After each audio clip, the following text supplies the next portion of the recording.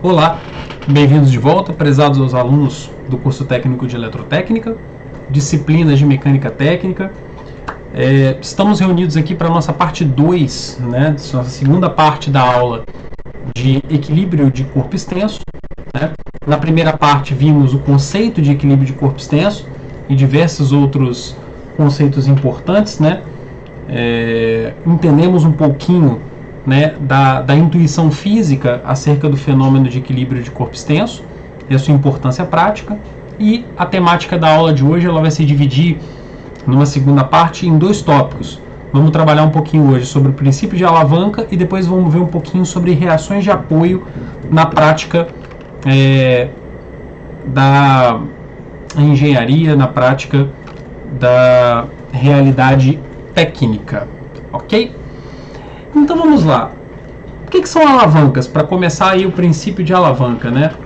A alavanca normalmente é uma barra utilizada para amplificar a intensidade de forças aplicadas, né? Então o que acontece? Normalmente a intenção de uma alavanca é que através de uma força potente, que é uma força que você aplica, você consiga gerar uma força do outro lado da alavanca que seja suficiente para superar uma força resistente, mas sempre com uma tendência de amplificação, ou seja, você quer aplicar uma força potente e ter essa força potente amplificada com um fator de, sei lá, 2 vezes ou 1,5 vezes, que seja, tá? Então, normalmente, né, a ideia central de uma alavanca, ela repousa sobre a amplificação da força potente aplicada, tá?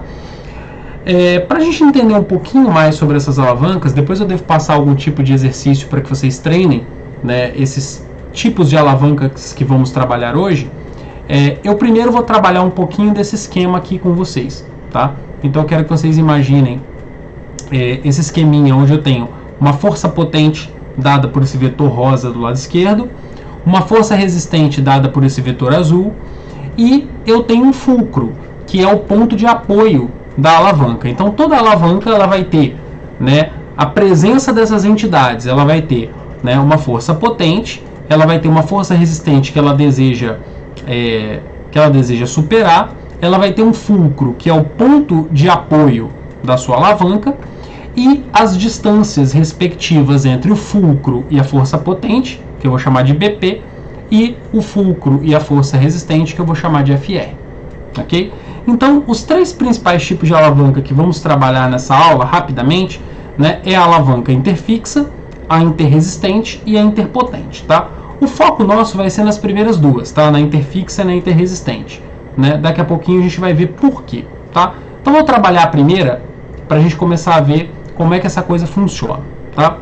O que seria uma alavanca interfixa por conceito, né? A alavanca interfixa é aquela na qual, né, o fulcro está entre as forças potente e força resistente. Então eu tenho a força potente do lado de cá, a força resistente do lado de lá, e eu tenho fulcro entre essas duas forças, ok? Então, se eu fizer um somatório de momentos aqui no fulcro, aqui no ponto de apoio, eu vou descobrir o seguinte, olha, essa força potente, que é uma força, vezes esse braço aqui, gera um momento, e esse momento é compensado pelo momento azul aqui, que seria essa força FR vezes BR. Desse equilíbrio de momentos aqui, FPBP, FRBR, eu teria a força potente, se eu pudesse isolar essa força potente, que é a força que eu tendo a aplicar. Ok? Então, dada essa equaçãozinha aqui, né, essa modelagemzinha matemática, toda vez que esse braço resistente, esse BR, for menor do que o braço BP, ou seja, se eu tiver um braço ligado à minha força potente, né, maior do que o braço ligado à força resistente que eu quero superar, né, eu vou ter a força potente menor do que a força resistente, ou seja, eu aplico uma força menor e gero uma força como consequência do outro lado maior. Ou seja, eu consigo aplicar uma FP de menor intensidade gerando uma FR de maior intensidade. Essa é a vantagem, então, do uso dessas alavancas, tá? Exemplos práticos dessa alavanca na nossa realidade aí para vocês, pessoal. Nós temos o alicate. Então, o alicate seriam 2 alavancas interfixas operando simultaneamente. Nós temos um pé de cabra, né, onde o ponto de apoio do pé de cabra, né, na superfície que eu vou encaixá-lo seria o fulcro, a tesoura também seria um exemplo de alavanca interfixa e assim por diante, tá bom? Então esse é o nosso primeiro tipo de alavanca. O segundo tipo de alavanca que nós temos seria uma alavanca interresistente. Como é que seria a característica da alavanca interresistente, tá? Esse tipo de alavanca, ela tem a sua força resistente aplicada entre o fulcro e a força potente, tá? Então, a mesma coisa vai se dar aqui, a mesmo equilíbrio de momentos vai se dar aqui, e novamente, né, se o meu BP for maior do que o meu BR, né, eu vou ter uma força potente menor do que a força gerada, né, que é a força que eu quero vencer, que é a força resistente. Mesma vantagem da alavanca interfixa anteriormente ilustrada aqui. Exemplo clássico de alavanca interresistente seria um carrinho de mão, tá? Então eu teria o fulcro, que seria o contato do pneu com o solo, ok? Eu teria o peso da carga, que seria a força resistente que eu quero vencer, e eu tenho uma força potente, que seria a força que eu tenho que erguer com os braços ali, o carrinho de mão, ok? Se o carrinho de mão for dimensionado, eu estou fazendo uma força potente, né, ali, de içamento ali nas barras do carrinho de mão, e estou gerando, né, uma força resistente maior do que a força que eu estou aplicando para poder fazer o suporte de carga, ok?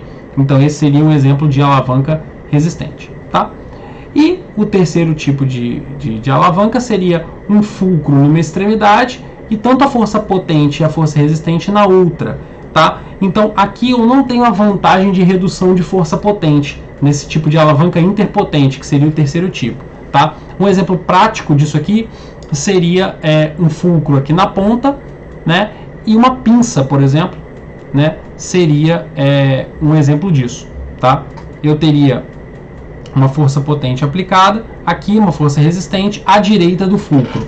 Bem, como esse tipo de alavanca, na prática, ele não representa a vantagem de redução da força potente aplicada, não é uma alavanca que tem tanto interesse para a gente aqui do curso técnico. Então eu vou deixar esse tipo de alavanca mais como curiosidade, mas eu vou avançar para outras coisas. Depois eu deixo alguns exercícios, algumas situações práticas onde essas alavancas acontecem, para que vocês possam praticar tanto a visualização disso na prática, quanto a questão da matemática, né, e da aplicação, tá bom?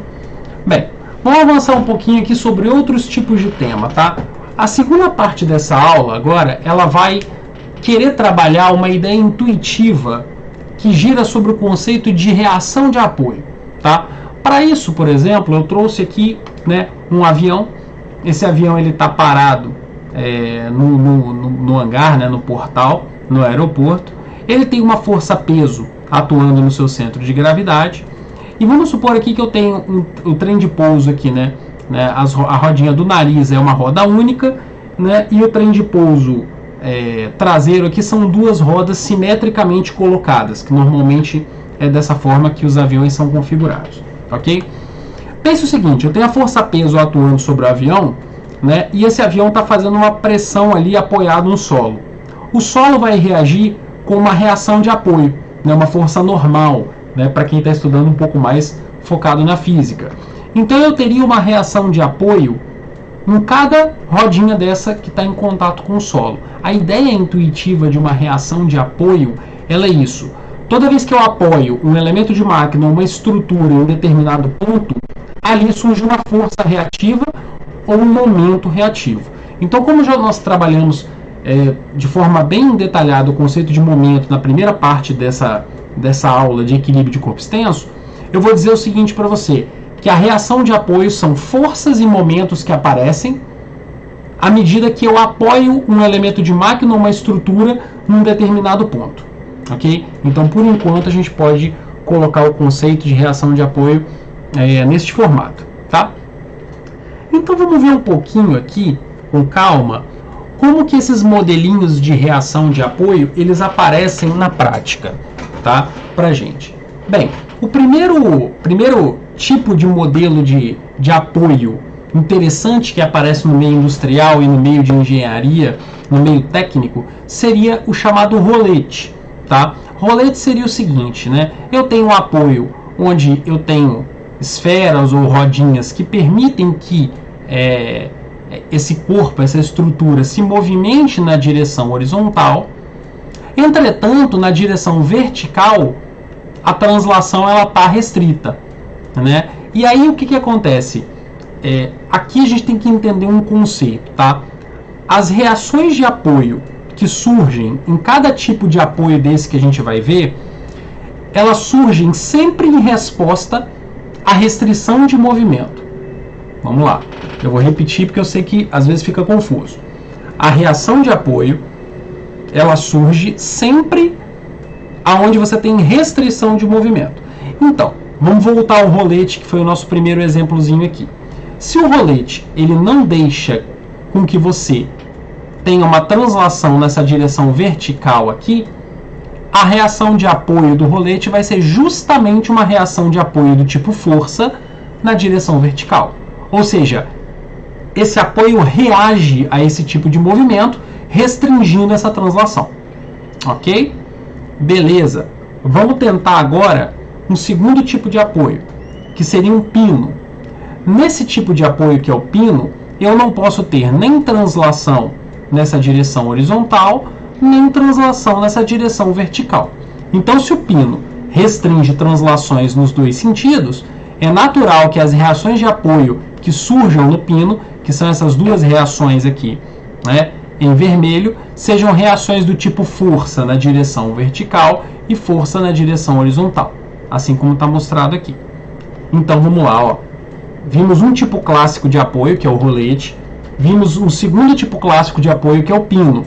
Agora nós vamos ver um terceiro tipo clássico de apoio, que seria o apoio fixo ou engastamento. Ok? Então vamos lá. Quando eu tenho um apoio fixo dessa forma aqui, além da restrição de translação horizontal e de translação na direção vertical, eu ainda tenho uma restrição de rotação. Eu não sei se vocês puderam perceber, mas o pino e o rolete, eles de certa forma não restringem a rotação. O corpo pode rotacionar em torno daquele apoio. Ele não pode transladar em determinadas direções, mas ele pode rotacionar. Paralelamente a isso, no caso do apoio fixo ou do engastamento, esse corpo ele fica completamente preso nesse tipo de apoio. Então não há aqui a possibilidade da rotação. Então, além das reações de força no sentido vertical e no sentido horizontal, eu tenho que ter uma outra reação, uma outra carga reativa que garanta que esse corpo não vai rotacionar. Essa carga reativa adicional no apoio fixo é o momento reativo. Então, além das duas forças para restringir a translação, eu tenho um momento reativo que vai restringir também a rotação. Ok? Tranquilo? Vamos seguindo em frente, vamos dar uma olhadinha nessas coisas. Então, aqui para a gente ter uma visualização mais prática, pensa o seguinte, ó, toda vez que eu tiver uma estrutura apoiada dessa forma aqui, né, pode ser um pedaço de uma ponte apoiado aqui, um pedaço de uma estrutura, uma viga metálica apoiada dessa forma, eu vou ter um apoio em cima de um rolete. Ou seja, eu não tenho restrição de movimento horizontal, apesar de, na prática, essa estrutura aqui, na prática, ela ser pesada, então provavelmente esse cara não vai se mover na horizontal, mas poderia se mover. Eu não tenho uma restrição de rotação, por conta da natureza desse apoio, que é o rolete, mas eu tenho uma restrição de movimento vertical, de translação na vertical. Então, esse é um exemplo de aplicação prática, né, de um rolete, onde eu tenho, por exemplo, apoios, né, de uma parte de estrutura de uma ponte, né? Nesse caso são estruturas de ponte, que normalmente tem apoios de rolete dessa forma, tá? Então eu trouxe algumas fotinhas de aplicações práticas para vocês entenderem o seguinte.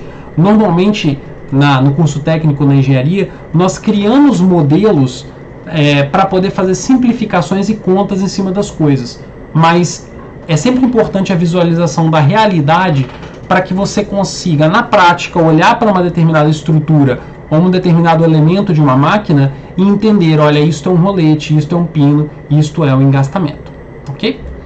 Bem, vamos lá. Aqui numa estrutura também metálica, uma estrutura de uma ponte ou de uma estrutura metálica qualquer, você teria um pino aqui. Esse pino está restringindo movimentos verticais e horizontais, mas não restringe rotação. Então acontece aqui, né, a aplicação de um segundo tipo de reação, segundo tipo de apoio, perdão, que vimos, que é o apoio do tipo pino. Você pode ter pinos em estruturas treliçadas, é muito comum. Nós vamos ter um módulo a seguir de análise de estruturas, onde vocês vão vislumbrar os principais tipos de estrutura que vocês podem encontrar na vida prática aí. E lá a gente vai explorar muito essa ideia, talvez também algumas continhas de reações de apoio, tá bom? Então é muito importante que vocês consigam entender conceitualmente e internalizar o entendimento, né, dos apoios, né, dos tipos principais de apoios e de suas reações, para que a gente consiga fazer cálculos mais na frente, né, acerca disso. Bem, em terceiro tipo aqui, né, do tipo engastamento, a gente poderia citar, por exemplo, uma estrutura como essa. Olha só, eu tenho uma estrutura como essa, que é tipo uma varanda suspensa, eu poderia dizer, de uma estrutura metálica, e eu poderia dizer que aqui na esquerda, em algum lugar, ela está apoiada com um apoio fixo. É um apoio que não permite aqui que essa varanda tenha um movimento aqui, essa estrutura metálica tenha movimentos de translação vertical, translação, né, horizontal, e também ela não possa rotacionar, ou seja, isso aqui não vai rotacionar de jeito nenhum, porque existe aqui, né, um apoio fixo restringindo esse tipo de movimento, tá? Então, isso aqui é muito comum. Um outro exemplo prático disso seriam aquelas marquises. Às vezes, prédios mais antigos, eles possuem aquelas marquises em cada andar. A marquise é um tipo de estrutura que utiliza, né, o apoio do tipo suporte fixo ou engastamento para fazer a sua fixação, né, para poder desempenhar a restrição de movimento. Ok? Bem, o equilíbrio, então, em duas dimensões. Vamos para o nosso próximo tópico. Por que esse tópico de equilíbrio em duas dimensões e diagrama de corpo livre ele vem logo após, né, o tópico de apoio? Veja bem, normalmente quando você tem uma estrutura, você tem que restringir os graus de liberdade ou graus de movimento dessa estrutura. Então eu vou dar um exemplozinho prático aqui, tá? Eu tenho uma viga, né, uma viga AB. Essa viga ela está carregada com 3 tipos de carga, né? Na verdade 3 cargas, 2 tipos. Ela está carregada com 2 cargas concentradas, P1 e P2, e uma carga distribuída, né, W, ok? E eu preciso apoiar essa viga. Então eu vou utilizar um pino para poder apoiar essa viga do lado de cá, do lado esquerdo, né, na ponta A, e eu vou utilizar um rolete para apoiar a viga na extremidade B. Normalmente, o que eu faço? Para poder fazer cálculos sobre o equilíbrio estático dessa viga, dessa estrutura do tipo viga, eu faço um diagrama de corpo livre, tá? Para quem está familiarizado da física mecânica, ok, mas a gente vai falar novamente aqui para inteirar o que é o conceito do diagrama de corpo livre. Diagrama de corpo livre é o seguinte, pessoal, é quando eu pego um corpo, né, uma estrutura, uma peça, isolo ela, coloco todas as forças que atuam sobre essa peça e caso ela esteja em equilíbrio, eu aplico as condições, né, as equações de equilíbrio para poder descobrir algumas incógnitas que eu não tenho. Então vejam só, tá? No caso dessa viga, além das cargas externas W, P1 e P2 que estavam atuando em cima da viga, cada apoio desse aqui, A e B, vai gerar uma reação de apoio. Então veja, tá? Existe uma reação de apoio RA vertical gerada pelo pino e uma reação vertical também RB gerada pelo rolete, tá? Um aluno um pouco mais atento pode me perguntar o seguinte: mas professor, você não disse que o pino ele pode ter até 2 reações de apoio, uma na horizontal e uma na vertical, porque ele não permite movimentos também na horizontal? Disse, correto. Entretanto, não há nenhum tipo de carga na horizontal sobre essa viga para fazer esse apoio reagir. Então, se eu colocasse aqui, né, uma reação horizontal HA nesse apoio aqui, nesse esquema, nesse diagrama de corpo livre, essa reação HA valeria 0. Por quê? Uma vez que essa estrutura não está sendo solicitada por nenhuma carga na horizontal, o apoio também não reagirá. Ok? Beleza. Então eu tenho duas incógnitas, RA e RB, e eu tenho todas as cargas que eu sei os valores que atuam sobre essa viga. Qual que é a beleza da coisa aqui? A beleza da coisa é, para que eu tenha o equilíbrio dessa viga, basta que eu aplique as equações de equilíbrio estático, ou seja, somatório de força igual a zero e somatório de momento igual a zero. Eu tenho duas equações e eu também tenho duas incógnitas, RA e RB. E a gente sabe que com duas equações e duas incógnitas eu consigo determinar, né, as minhas variáveis desconhecidas, ou seja, eu consigo determinar RA e consigo determinar RB. Bem, para ilustrar um pouquinho mais essa coisa do diagrama de corpo livre, considera agora que em vez do exemplo didático da viga que a gente trabalhou, né, com mais cuidado anteriormente, você tenha, por exemplo, um trator. Esse é um exemplo clássico, né? Um trator, né, é uma máquina de grande porte, uma máquina de engenharia, só que o conceito de diagrama de corpo livre e de equilíbrio também se aplica ao trator, de uma forma um pouco mais complexa, porque existem mais forças. Então, pense o seguinte, pense que você tem o trator aqui, sobre cada roda do trator você tem uma reação de apoio, porque o ponto do pneu é um ponto de apoio, tá? Você tem o peso do corpo do trator atuando, né, no centro de gravidade, né? Às vezes vai ficar mais conveniente você dividir, né, digamos assim, o centro de gravidade de uma parte específica do trator, mas existe, lógico, um centro de gravidade total da máquina, mas também pode existir um centro de gravidade ligado apenas, por exemplo, a essa parte aqui.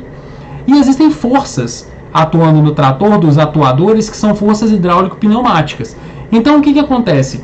Tem como eu aplicar, por exemplo, o conceito de DCL, de diagrama de corpo livre, para poder determinar forças, no caso do trator, para fazer projeto? Tem como. Só que a coisa vai ficando cada vez mais complicada, a coisa vai crescendo em complexidade por conta do número dessas forças, né, e do tipo de cada uma delas. Agora, o conceito de diagrama de corpo livre, o conceito de equilíbrio continua o mesmo. Então, isso aqui é para mostrar para vocês que o mais importante em nível de preparação técnica é dominar bem os conceitos, porque você consegue identificá-los tanto na situação simples quanto na situação um pouco mais complexa.